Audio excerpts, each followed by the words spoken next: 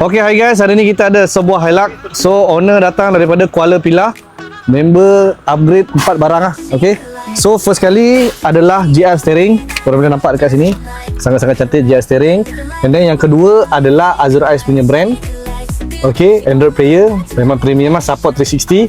Dia juga ketiga, dia tambah upgrade 360 punya kamera lah, nampak. So sangat-sangat cantik and then premium.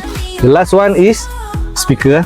Okay, so geng-geng Hilux yang tak tahu nak pasang apa yang saya sebut tadi, boleh datang jumpa kita akan buat terbaik. Tapi korang jangan lupa follow, like and share untuk konten yang seterusnya. Okay, ngam.